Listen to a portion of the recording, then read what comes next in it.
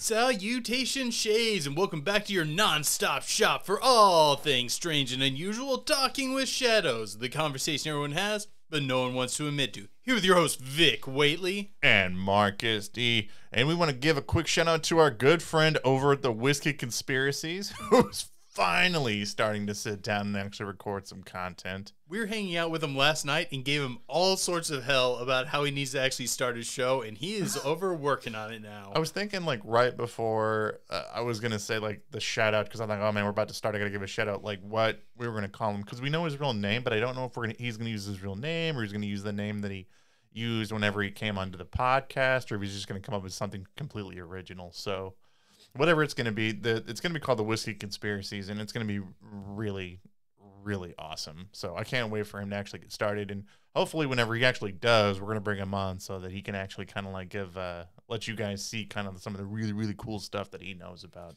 I'm hoping he invites us over for when he's talking about some of the conspiracies that dip a little more into the paranormal. Oh, no. He's told me some of the stuff that he wants to do. I mean, he knows, like, as far as conspiracies, like, he knows more than we do, and so I think it's just going to be just some really good content that's going to be out there. That's why we keep arm twisting him, because, you know, we want him. We love to see people living to their full potential and adding to the conversation. So I can't wait for stuff like that. So if you guys out there are listening, if you guys have ever thought about wanting to do a podcast or do a YouTube channel, do it. We absolutely encourage it. And just jump in head first. Yeah. Don't even wait for it. Like, that's what we did. And our first episodes were just so terrible. Terrible. We just learned how to do it as we went. Yeah, like, we were trying to be edgelords when we first started. So, like, our voices, we didn't start using just our natural voices. We were trying to be gimmicky. It was just bad.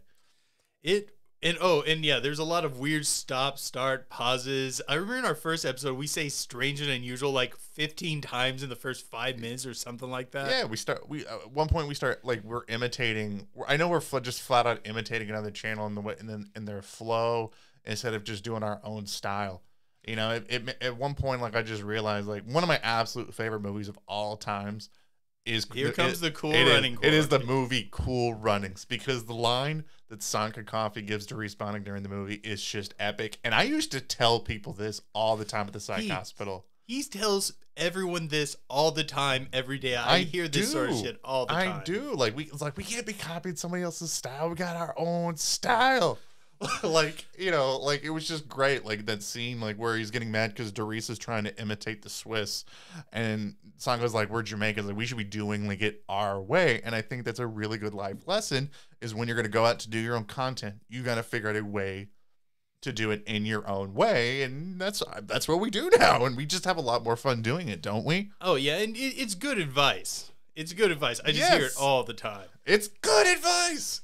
Okay, I got 2 beers for us today. Yes. We have a Sea Salt and Lime Shiner and Great Lakes Commodore Perry IPA. What do you want to start with? The Commodore IPA. That's what I want to do. You don't have a bottle opener. I don't know if I'm big on salty beers. Why are you handing me the beer rather than the bottle opener? Here you go. Just handing me the open beer. God. All right. Okay, cheers, guys. Cheers to you guys. I mean, I like IPAs. Yeah, this is pretty good for an IPA. Oh, that's good. Has a bit of a sting on the back, and I like that. It does. Very straight taste. I like it. Okay, I'm like, gonna ask straight, smooth taste. I'm gonna ask a weird question. Who's Commodore Perry? I actually do not know this guy. Commodore Perry. He looks British or French. Oh, you don't know him either? I don't know. I don't know Commodore Perry specifically. I don't know. You know a lot of American history, so I thought it might be someone that you would be familiar with. I know I've heard the name Commodore Perry before, but I don't know who this guy is or why he'd have a IPA. He definitely looks turn of the century, so I'm assuming this is not his personal IPA. I'm pulling it up now. I'm pulling up who Commodore Perry actually was. Commodore Matthew C. Perry. I'm gonna assume that's what this guy is. He was a Commodore of the United States Navy, who commanded ships in several wars, including the War of 1812 and the Mexican-American War. He played a leading role in the opening of Japan to the west. That's why I know him. He's the guy who sailed. That I kept thinking I knew the name. He's the guy who sailed up to Japan and was like, "You're going to trade with us," and they're like, "No, we don't trade with people." And this like, "No, I have a bunch of cannons here that says you're going to trade with us."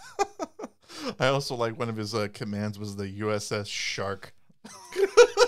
I just love that. It was just him riding a shark. That's what I assumed it was, just him riding a hammerhead shark. That's what it was. It's made him so much more intimidating. Also, if you guys listened to our last episode on it, you probably are wondering, where's our guest? Where's Ricky Bruckman from Mount Vernon Paranormal? Like, what was it? 10 minutes before we were going to record? 5. Oh my god! You tell it. You tell it. On my way over here, driving over here, Ricky texted me saying that he's sick and he's sorry that he couldn't make it, guys. So, unfortunately, it was very last minute, and and today was the day we had to record to make sure that you guys could get the last episode for the month out. So, we just were like, we could try to pull somebody else in, and we're just gonna fly solo. Just the Lone Rangers, if you will. Great movie. So we're just like, we'll just do it. We'll just do it, me and Vic. But okay, you have some sort of game. I I'm do. about this. Because we're not going to do comments because it's only been a day since our last episode's been out, so we don't have comments. So I thought it'd be fun to play a game where I test Vic's knowledge, and you guys can play along at home in this. Where I came up with the game to test his knowledge, and the game we're going to play is called Famous Giant or Famous Norwegian Beer. Ooh. This sounds like fun. I know. I told you before we were going to do this that you were going to have fun doing this. So you guys play at home. See if you guys can beat Vic. And then make sure that you guys comment so we can know how much smarter you guys are about giants and Norwegian beer. I hope this isn't all just Vic Norwegian giants because they have such weird names. No. I've got it. I've mixed. No. They're not necessarily Norwegian giants. It's famous giants or famous Norwegian beer. Because I was reading like a bunch of Norwegian beers. I'm like, these all sound like giant names. So I'm like, I want to see what we can do. Lay it on me. Mm-hmm. Number 1. Famous giant or famous Norwegian beer? Number 1. Og. No, Og was, I think it was Og of Gog might be his full name. And I'm going to go with he is a giant. Famous giant. That is correct. He is a famous giant. According to the Hebrew Bible, he was the Amorite king of Bashan who was slain among his army by Moses and his men at the Battle of Edrei. So good for you. You are 1 for 1 so far. Good job. All right. Next one. Borg. Oh, that does sound like a giant name, but I don't remember specifically a giant named Borg. So I'm going to go with Norwegian beer. That is also correct. Borg is originally from Sapasborg and is brewed by Borg Burger. Man, well pronounced. Right, yeah. That belongs to Hansaborg and Sapsborg, which is good. All right, here we go.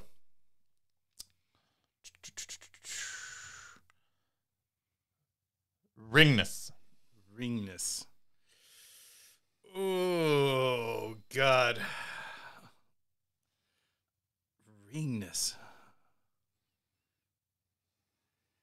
Can I get a pronunciation? Like just spell it. Like, Ringnes.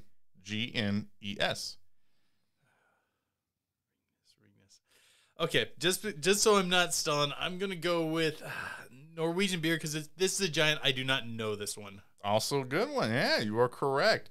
Ringnes is originally from Oslo and is brewed by Ringnes Barney in Oslo. It is Norway's most sold beer brand and is owned by the Danish brewery Carlsberg.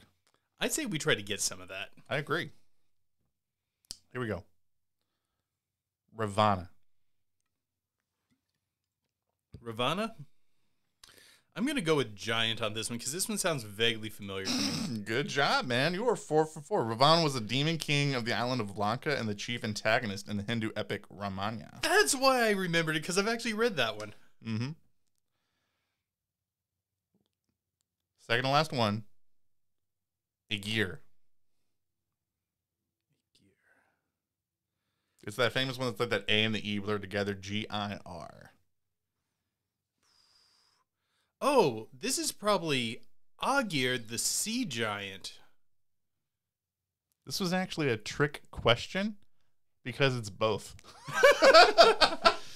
This was actually a trick. Yes, that is a Jotun, and he's a personification of the sea in Norse mythology. Mm-hmm. Yeah, I actually haven't. It just threw me because I was never sure on his pronunciation for it. It is also a Norwegian beer originally from Flam and is brewed in Aegir Burgley in Flam. I think that's how you pronounce that. All right, last one. Caucus. Caucus. What? C-A-C-U-S.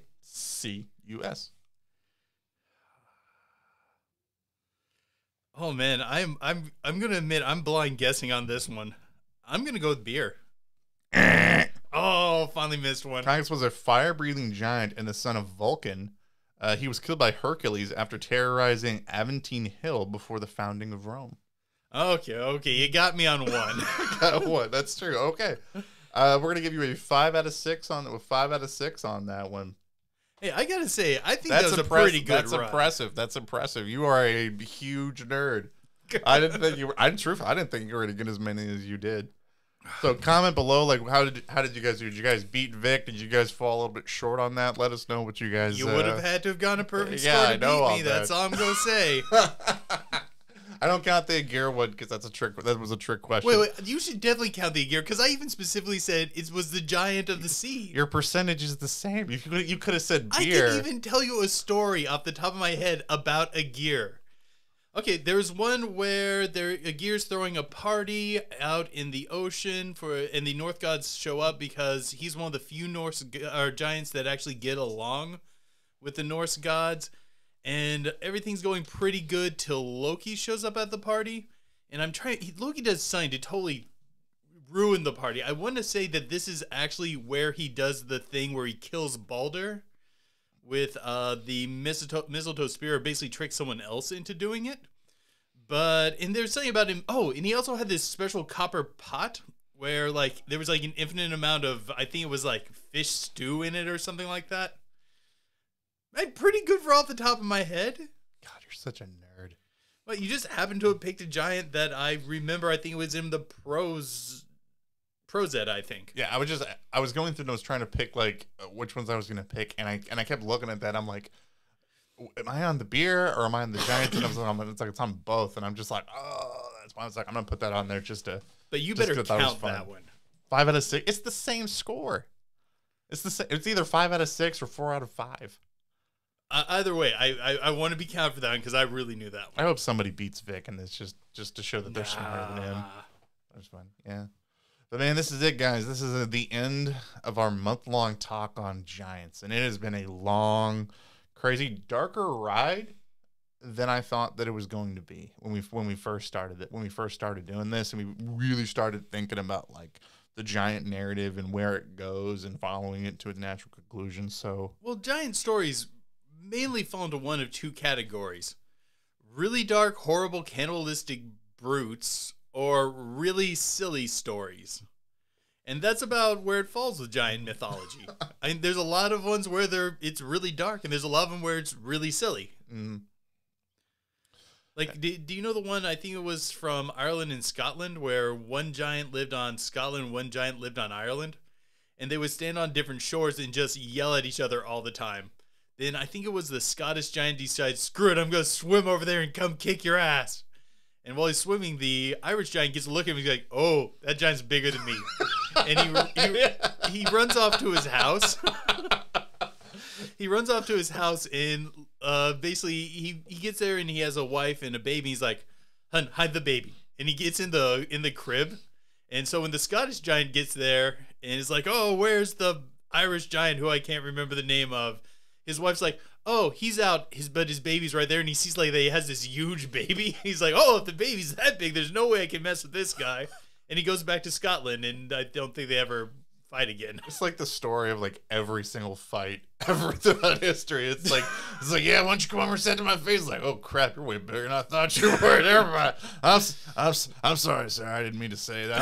I'm just gonna walk this way. This is a nice car. I'm gonna clean this car for you while I'm leaving. Good for you. Oh, you look bigger up close. Yeah, I was like, my eye deceived me. Also, there's so many stories about with giants that like when they're nice to humanity, it ends badly for them. Like it just ends badly for them, and they end up getting like a lot of problems for it.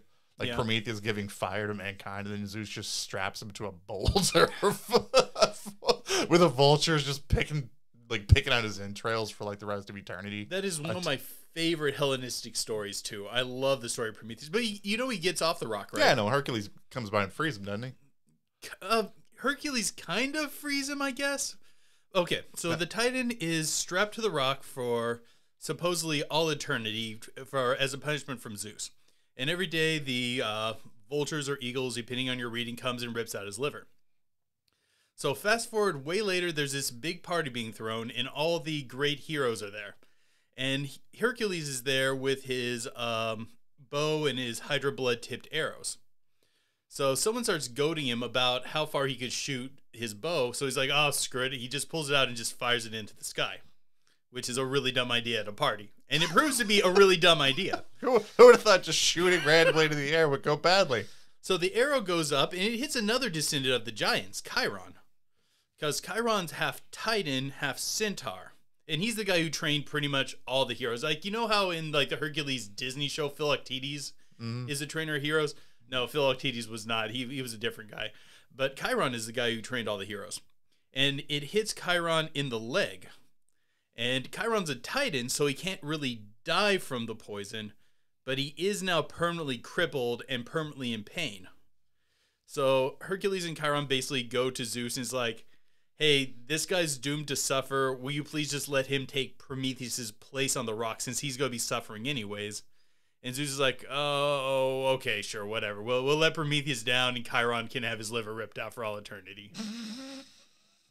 Every time I watch that Zeus animated movie, like I just can't. I don't see Philoctetes. I just see Danny DeVito just the entire time, like the actor Danny DeVito. Like if I ever wanted to like go to like in the UFC fighting, that's where I want to be my corner man. Like just Danny DeVito the entire time, just telling me what to do. You know what's weird? Philoctetes is a historic character, and he's not a satyr. He's just a dude. I don't think Disney is the place to go for like accuracy for legends, man. I don't. But it's weird to go, oh hey, instead of using Chiron, we're going to use this satyr guy, and we're going to name him after this other guy who wasn't a satyr. Yeah, but they also portrayed like Zeus and Hera as like this like super like nice loving couple, and like with Zeus being this great dad to Hercules the entire time. I'm like, I think you might have missed the mark there just a little bit. They did play pretty fast and loose with a lot of the characters. I mean, and to be fair, though, in Zeus's defense for being a bad dad, his dad was, don't tell me. It starts with a C. I was going to say, it starts with a C and ends with an Onos. Yeah, Kronos. So it's not like he has, like, who pretty much just ate his brothers and sisters.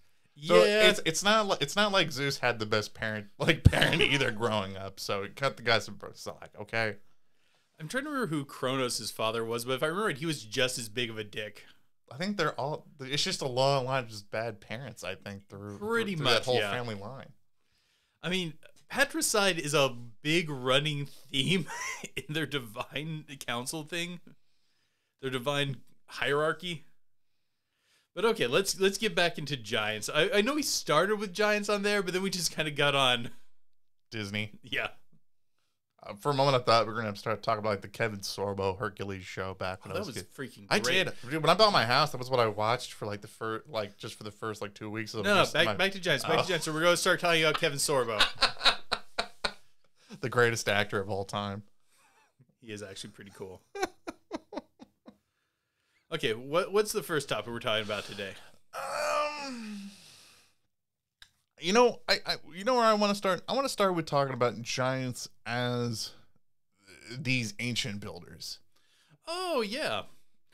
Like a lot of people ascribe them to being a possibility for building places like Göbekli Tepe and the Great Mounds in North America. There's some great like temples in the Middle East that are prescribed.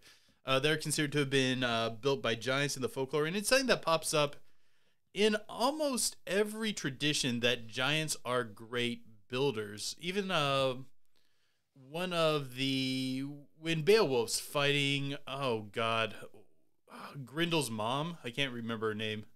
One of the weapons that he manages to get that can actually hurt her was a sword that was crafted by giants. Like, so in almost all the traditions, they're considered to be like amazing craftsmen, amazing builders, people who can do this amazing sort of stuff.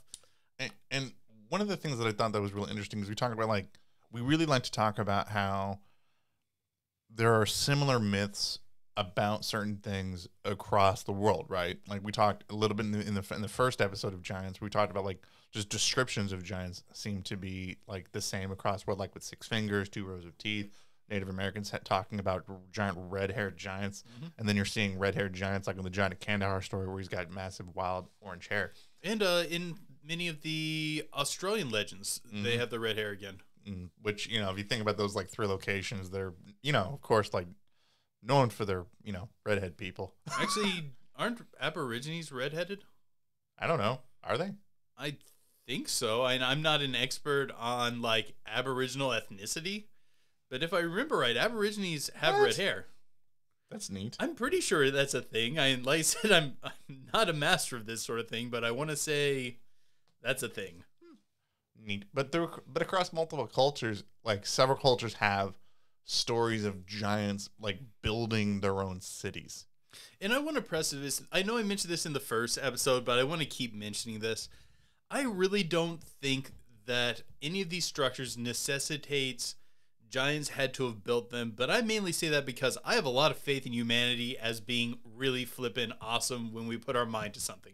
Yes, we can be really flippin' terrible too, but when we put our mind to something, we can do some pretty crazy stuff. I always thought that was kind of interesting. Like, people see like ancient man doing something and they're like, oh, there's no way that, as far as we know what they could do back then, that they could do that. It must have been done by aliens or giants or something like that. I never liked that story because, first, we don't know exactly what methods might have been used for it. We can just speculate. And also, humans, we're just nuts when we all get together and work on something. We just can do some really amazing things. So I don't think any of these things necessitate the existence of giants or aliens or anything like that. But I'm not... When their local stories say, oh yeah, we didn't build that, these giants did. Now that's when I'm willing to consider it. It's not because I don't think it's possible that humans could have done this. Well, it's really difficult. Like, when you look at like how certain things were either moved or crafted, sometimes like they're legit like a large object that was like transported to a particular location, and it's not like small pieces of things. It's like massive blocks of cement that have been moved from one location to another. Like, there's no adhesives that's keeping it together. Like some of the stones, like that built the pyramids of Giza.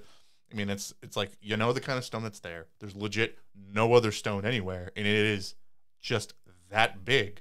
Oh, yeah, and how did they get it from point A to point B? Like Stonehenge, those stones would have had to been quarried quite far from where Stonehenge actually is. And if I remember right, the giant heads, like, from the Peloponnesian Islands, yeah, the Easter Island heads. That was the other one. If I read, that was quarried very far from that island. Yeah, how did they get from like one location to another location? I mean, with the Easter Island stories, there actually is a story that basically says giants brought those over with their magic ships that could pilot themselves.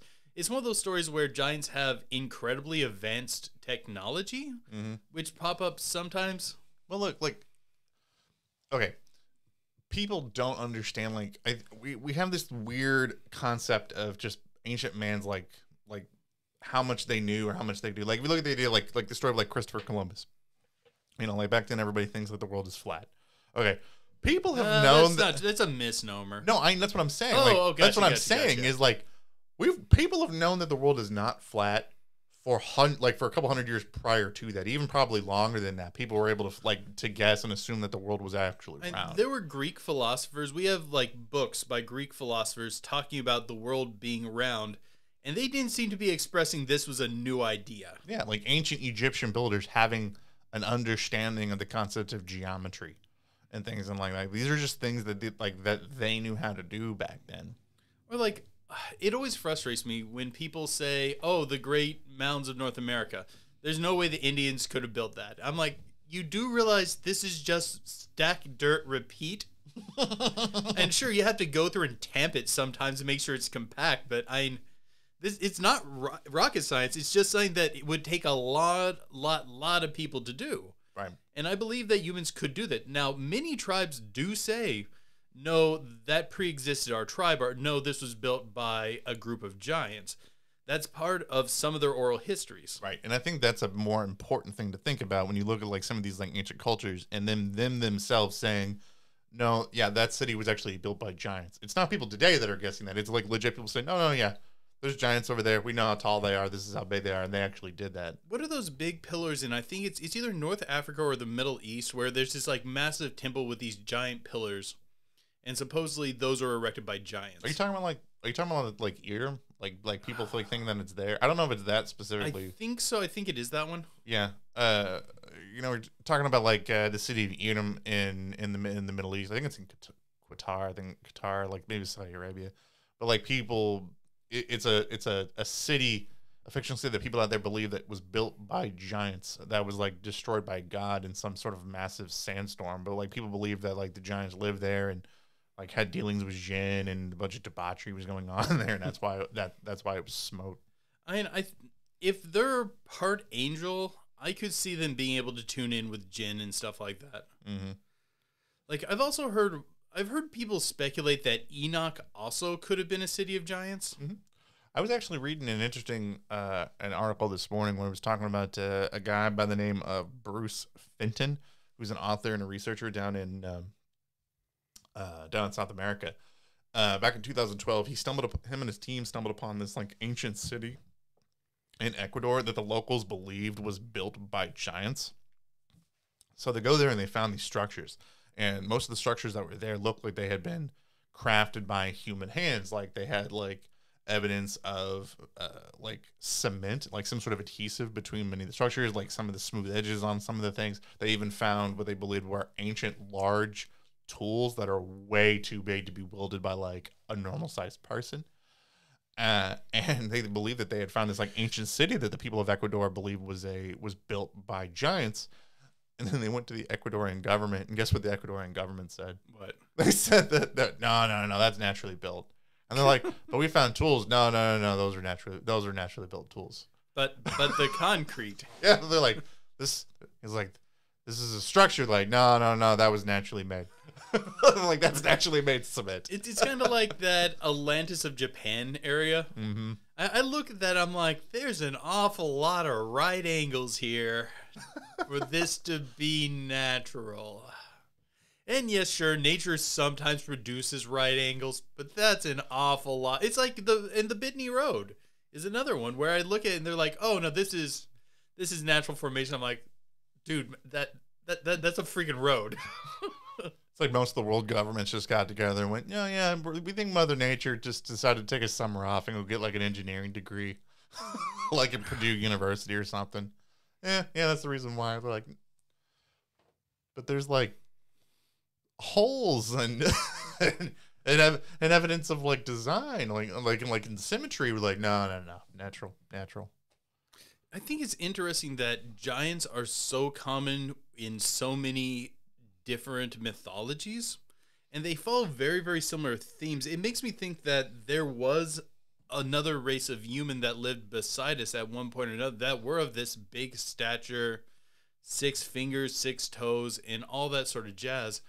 But they are very spread out. Like they're as widely distributed on Earth as humans are. Well, the giants themselves have, been exposed to all of the same natural elements and, ecological events that humanity has been exposed to. So it would naturally require them to, move and spread out. They're not going to be able to stay in one location. Because also too, numerous times, if your culture is constantly, harassed by humanity, you're probably going to move and just not stay in that particular area. Yeah, but being able to spread out like this means they had to have been a very successful species. Well, yeah, because they were. I mean, there's evidence of them being able to just build their own species and just being technologically at least on par with humanity, if not in some instances even more advanced than humanity in some instances, according to some people. Well, and most of the other species of humans did not really branch out like that, even though they're dealing with the same sort of adversities we were. Mainly because they couldn't spread that well because they were being outcompeted by humans. But this would mean this was the race that could actually, at least to a certain point, keep up with us. Mm-hmm. And being able to spread to North America, it kind of comes down to how you believe people got to North America. I know that there's some issues with the traditional land bridge story, and there's a lot of different views on it. But it gives us an idea of when they were active and things like that.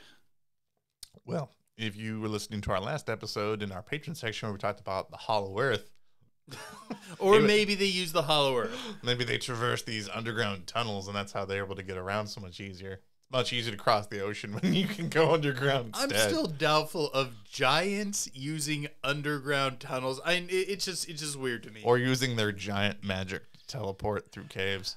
That's another possibility, I guess. But we got pretty far down the rabbit hole in the Pillow Talk segment in the last episode. Well, that's what the Pillow Talk segment's for. No, I know, but it was pretty deep. I mean, we're talking about giants living underground in the Hollow Earth or using their giant magic to move around. But what do you think gave this species a solid edge to compete with humanity where other species couldn't? Oh, yes, I have a good one here. That would be the massive size difference as well as the critical thinking skills. Because for all intents and purposes, like, if you look at, like, any religious work, or even it's just some historical works, like, it's not like giants are dumb and that they can't just critically think as well as human. Like if you look at the Greek tradition, like, these are, like, people of great renown. So it's like, these are people that even humanity looks up to. So yeah, I think they're just going to be just as capable of being able to compete, on a critical thinking level like humanity, and even more so in with their physical prowess. Good. That is actually what I was hoping to get at. Is that I really think it has to be more than their size. Think it has to be their size and their capacity for learning, understanding, and advancing their culture. Because there were other very large, very powerful types of humans that were out there, and they got trucked.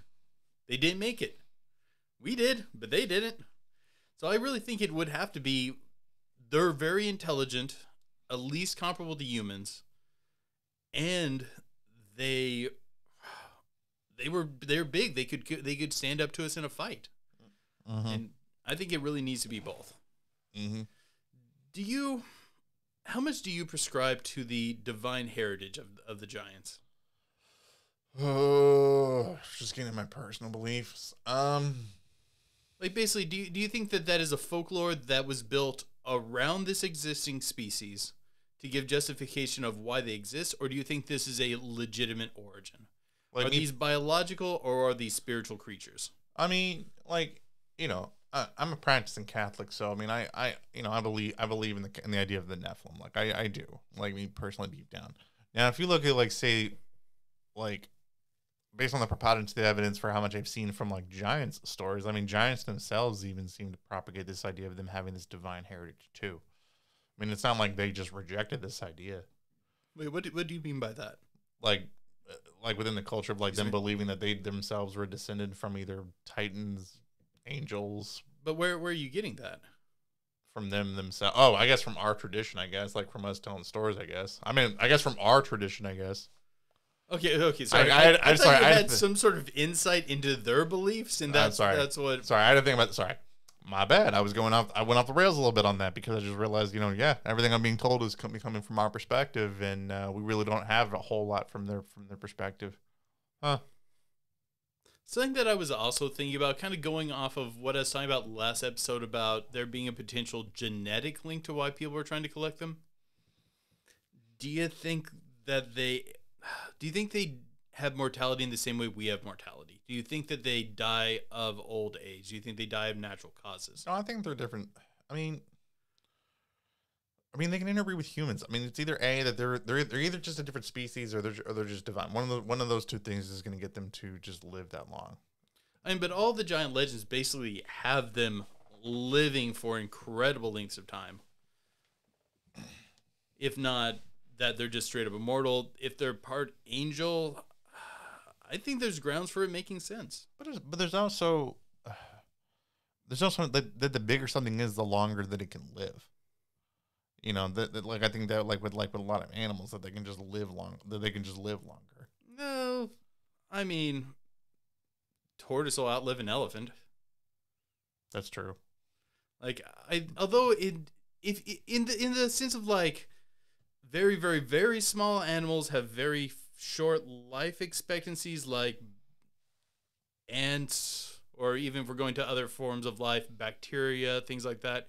Yeah, that's true to an extent, but once you get up to like complex, like highly complex mammals and stuff, I don't think it holds as true.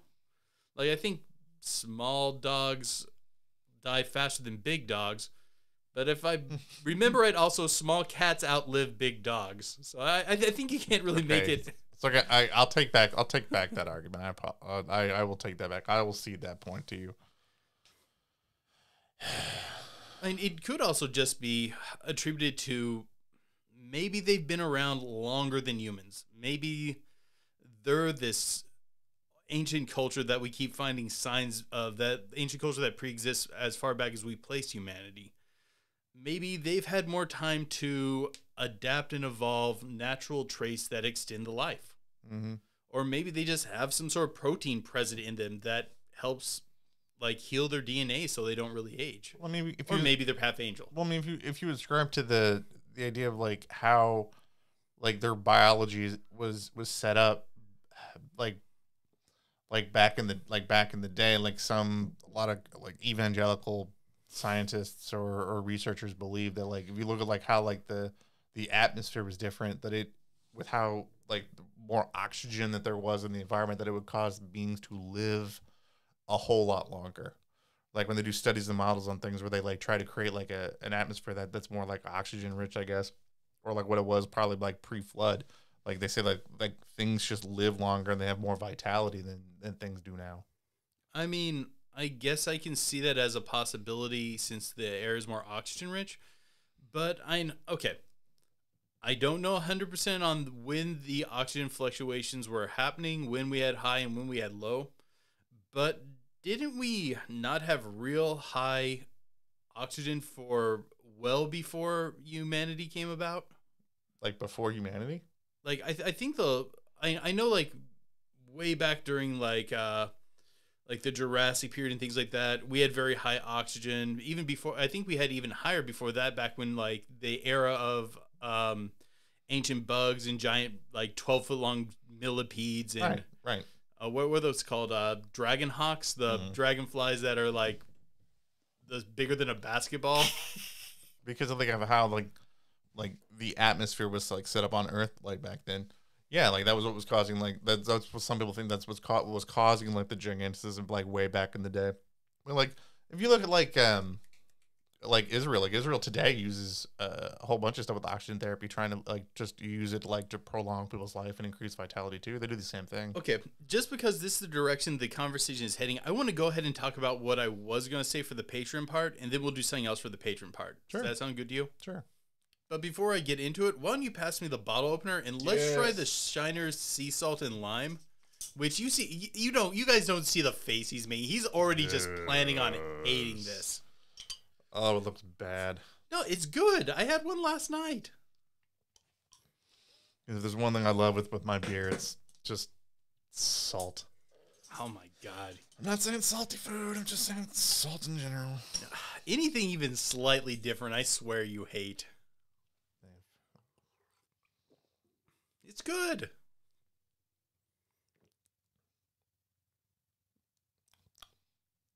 Kind of tastes like a Bud Light lime. Yeah, kind of. I think it's a little better than a Bud Light Lime, though. Oh man, But I think it has a good taste to it. the salt tastes like the tears of a frat boy. Yeah, delicious. Oh, okay. Okay, something that I've been thinking about a lot is when in the historical record would giants really thrive?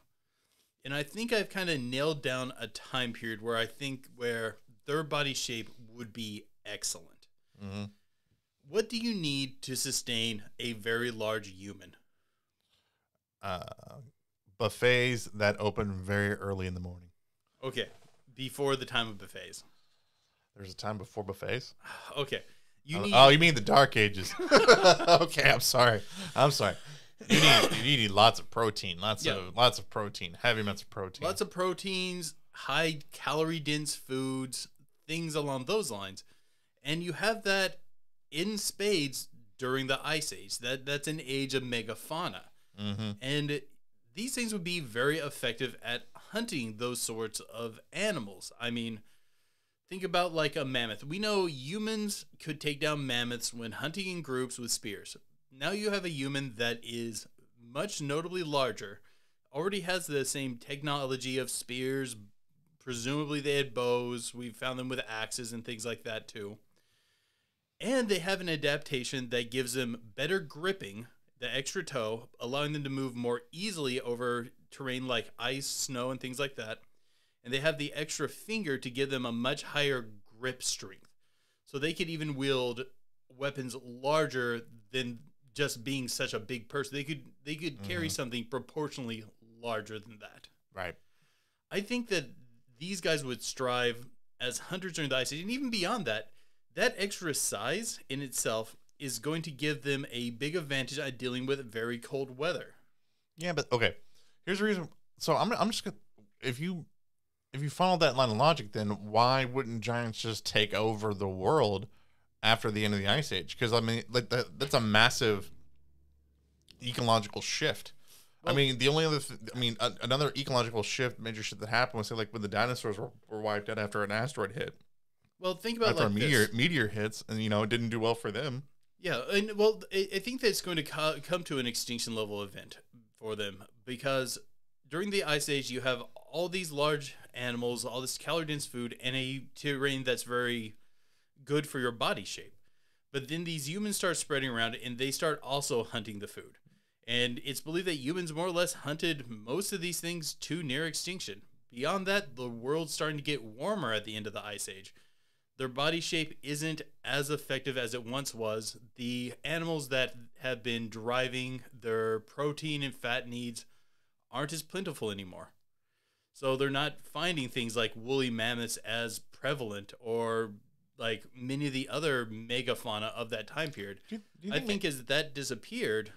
Do you think maybe that's why some of it turned to that more kind of like cannibalistic like attitude? Do you think? Maybe? I think it's a strong possibility because they probably were very strong during the Ice Age, but then at the end of the Ice Age, they started losing their edge. And I think at that point, that's when we'd likely see humans beginning to outcompete them. And I'm not saying like it's this boom, Ice Age ends and mic drop. They're just, it's one of those things. It would be a slow decline over time.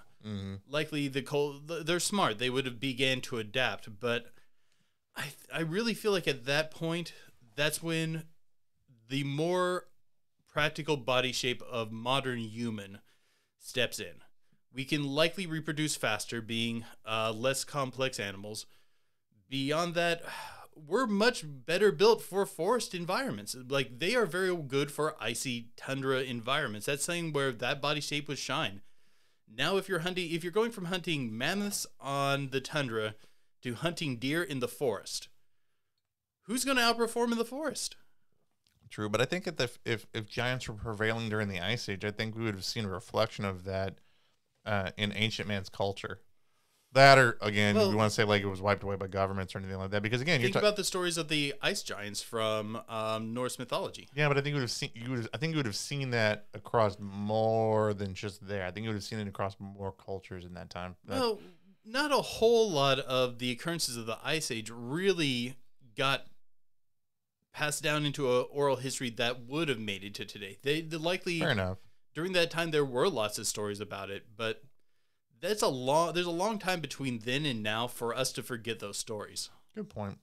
But I think if giants could have prevailed during the Ice Age, I think I think it would have been much harder for humanity to be able to take it back. If you will, I would say like after that. I mean, we probably couldn't have taken it back during the Ice Age. Mm-hmm. And they probably were pretty well established at the end of the Ice Age. But as things began to shift, I think there was a slight tilt of one species outperforming the other species. Right. Well, I guess the Ice Age was so long ago. I guess you could still see it because there are giant cities that are around after the Ice Age. I mean, we just follow like chronologically, like when that just would have happened. So I guess yeah. And the thing is, like they held on for quite some time. They made it into written biblical record.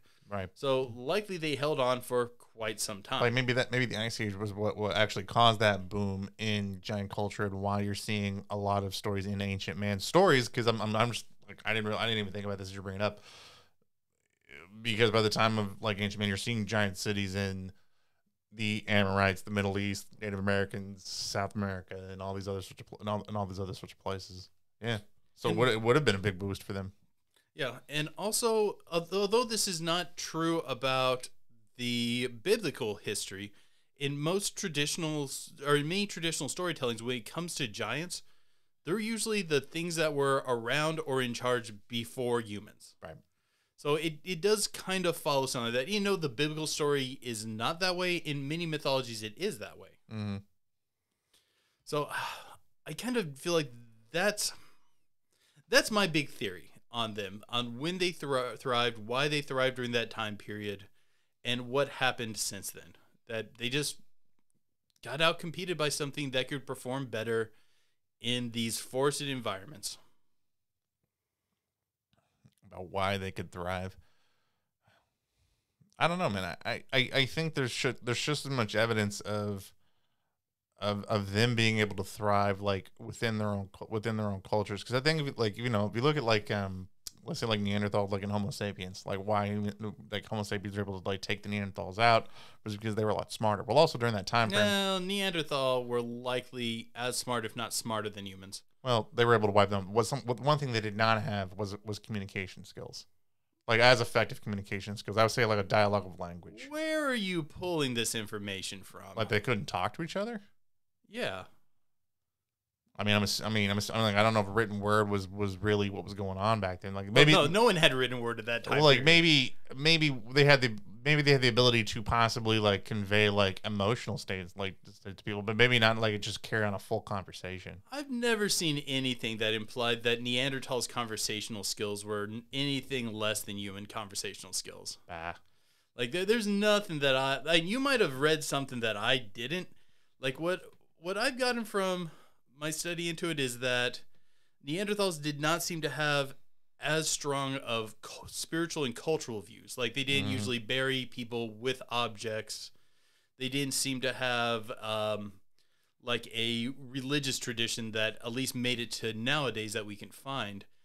But most studies seem to imply that they were probably as smart, if not smarter, than humans. But the thing that gave them the edge in what I've read is that, well, they were big and strong, and they could go toe-to-toe with things like woolly rhinos and stuff, and actually were strong enough and tough enough to hunt them in close combat. Mm-hmm. But humans had to develop range weapons because we couldn't. We can't go up to a woolly rhino with a spear and expect to come out that the victor, right? Like we're going to get trashed. Mm-hmm. So we had to develop things like bows and arrows, atlatls, and things like that, so we could hunt them from a distance. And that when it came to wartime, when we had to fight with Neanderthals, well, we had a range advantage. So do you think giants were around during that time too? I would assume if we're talking about them as a biological species that naturally occurred, I would say yes. And even if we're talking about a biblical species, I would still say yeah, probably would be around that time. Because I think that's something we've danced around during all 4 episodes is this idea of like this biblical, like this religious history of giants versus like with say like Earth only like so many thousands of years old versus like 65 million years old.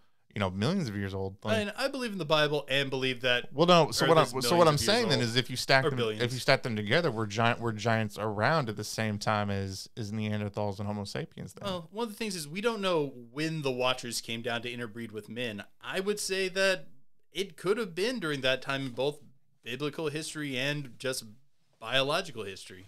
Mm-hmm. Like I would take the assumption that these were things that have been around probably quite some time. I would assume that, yeah, they were probably duking it out with Neanderthals and duking it out with Gigantopithecine and those things. If we're talking, they probably weren't around during like Homo habilis, like the Lucy period, because it says like the Watchers looked upon like humanity and found them fair. And if you've ever seen a sketch of Lucy, she does not look like something that you want to bang. So I kind of assume that probably what happened with the Watchers probably was around early human. So is there any reason? Well, is there any reason to believe then that like that they didn't develop at the same time as humanity? Well, I kind of look at both stories and hold them with a fair equal amount of gravitas.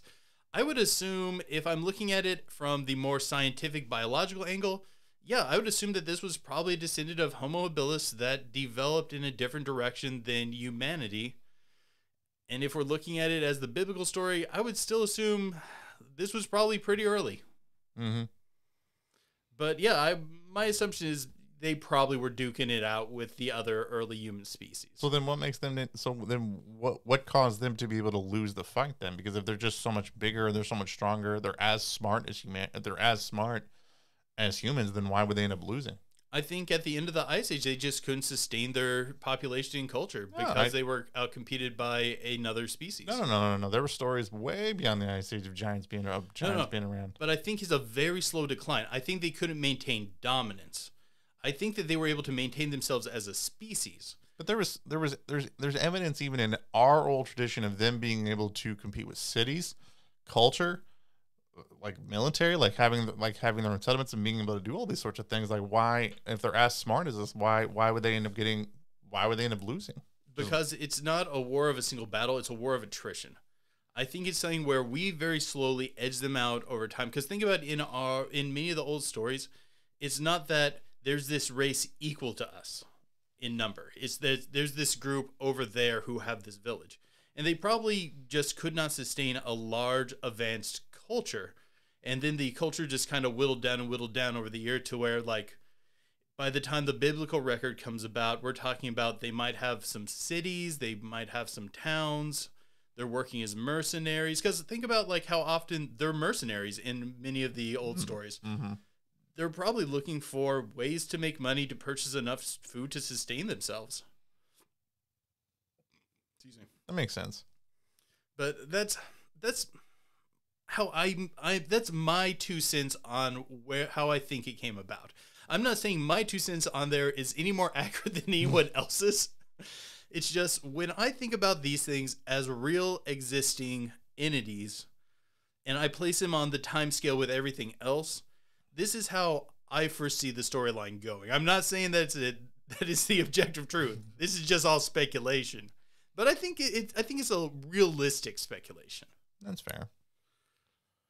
Now, like when I try to examine it more from the biblical record, it gets a little more complicated just because it's very difficult to place when their origin story had occurred. When did the Watchers descend? Or wait, when did the Watchers decide to couple with humans? Mm-hmm. And what's wrong with us men? They keep talking about how fair human women we're good looking guys. We're pretty. No angel woman wanted to come down and said, "Oh, I really love that. I really love that guy that's a third my size, a third my size in every way, and like a fourth the size of giant men. I'll let your angel men. I'll let your imagination come up with what I'm talking about in that regard. Oh yeah." Like, I mean, just flip the script, man. Also, another weird thing, are there any other stories you're aware of where angels are sexual beings? Other than them involving mixing with man? No. Or being sexual in any way, shape, or form? No, but I mean, there's other stories of them having like just like I would say like emotional traits, like humans do, like having like certain emotions that man does. But like, no, I can't think of anything. And I guess he sent enough of a message to the Watchers that the rest were like, we better keep it in our pants or something. I don't know. Yeah, we guess like we better. This didn't work out well for them down there, I guess. But I always thought that it was interesting, the whole thing with this just seems to be one of the only times where angels are sexual beings. I normally think of angels as like from oh god, what's the movie that Ricky was a background person in? Dogma. I kind of think of it like in Dogma where they're just smooth down there. Oh, that's how I normally think of angels, but this story throws a kink in that. I always find it really weird that like with the Watchers that came to humanity, like, and the flood was designed to like wipe them out. Like, they're a divine being, but you're going to use a physical thing to take them out. Well, they're part divine at least. They're part. I mean, if you're still part divine, you're still using a physical thing in order to take them out. I mean, every other thing where like you're saying like some sort of battle up there, you're using like, divine versus the divine. This is just, you're just using water. I mean, like you're gonna crush them with a towel, which I get. Humans are part divine. We have that divine spark. Yeah, but I think still kill us with a flood or a bullet. I think it's a smaller spark than angels. I would say this. It's not. I mean, I'm not saying ours is smaller, but okay. I'm gonna make one argument to the contrary. God thought humans were pretty damn cool, even cooler than the angels. Yeah, because apparently we have the ability to boof. Apparently angels thought that was too, I guess. Maybe that's what it was. I don't know. Like you might be right on this. But either way, another weird part, it didn't work. There were giant descendants after the flood. Well, yeah. That's just what I'm thinking. I'm like, unless it was just designed that way. I mean, it was just. And it's hard to say God just screwed up somewhere. Yeah, like he missed. Because, perfect. Because there's a lot of instances in the Bible where, he misses. It creates a weird situation because it says that he's perfect. Then it says he did this thing to kill the giants. And then we have giants later on in the book. So like he was 100% like in the Egyptian taking all the firstborn children. So I find it. I'm gonna have to chalk this up to mysterious ways. Well, I mean, they're divine too. Maybe it takes a little bit more, Or maybe he knew the flood would take away their advantage, and it would cause their society to dwindle down over time. Maybe we don't see them running around nowadays. I don't know. Yeah, that's true. Well, I mean, we talked about that in the last one, but now we talked about it that they're still walking around. Okay, but no, I mean, but we don't see them. When was the last time that you saw a giant mercenary walking with the U.S. Army? Not the U.S. Army, but there's some people in the WWE. There's some guy like the Great Khali. There's some dudes that are in the Big Show. There's some dudes that made me question whether or not Andre the Giant, like whether or not those are like legit giants. I know. No, I'm pretty sure he was a human with gigantism. But what were all those people you were talking about? What people? Were those just famous people I don't know? The Great Khali. He's a wrestler. I don't know who that is. The Big Show? No clue. God, you're such a hermit. I am a hermit. Anyway. Why do you think I'm able to read so many books on the paranormal and folklore? Because I shun almost modern society almost entirely. Is there anything else you want to get to? I mean, this is it. I mean, this is our last thing. This is our last piece, like things we can say about giants.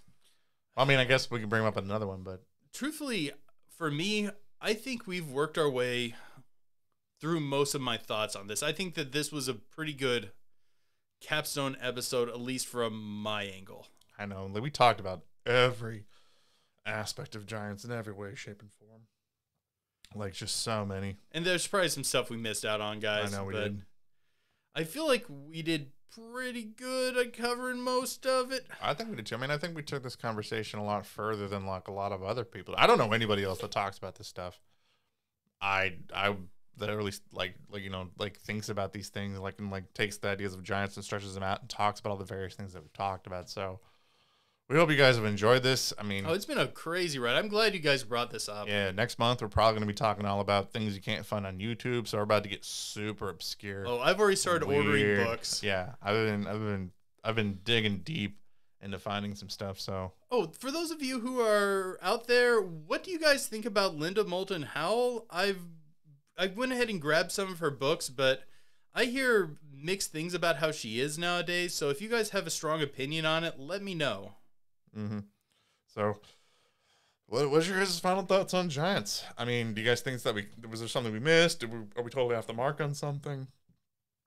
Let us know in the comments below. If you're listening to this, leave us a like if you like the episode. Share if you're listening on YouTube. Hit that notification bell so you can stay up to date whenever we put out a new episode. If you're listening to this somewhere where you can leave a review. It absolutely helps out the channel whenever you guys do that. Throw in those comments. Comment. Odds are we'll read them, and it also helps us get views on YouTube. Yeah, in the next episode, we're going to go over all the comments from the last 2 episodes. Yeah, this episode and the last episode before that. So, but till next time, guys, keep believing. Because we'll keep listening. All right, guys, we're going to slide into the Pillow Talk segment of this podcast. If you want to get the rest of this awesome podcast, all you got to do is go over to our Patreon and sign up for as little as $1 a month. You guys get the rest of all of our podcasts, as well as access to One Candle TV. And then for $2 a month, you get to vote on the poll for the theme for next month. So make sure that you go over there so that you guys can get your voices heard for the theme of our content. Also, everyone who signs up for being patrons for us becomes 30% cooler in an entirely non-testable way.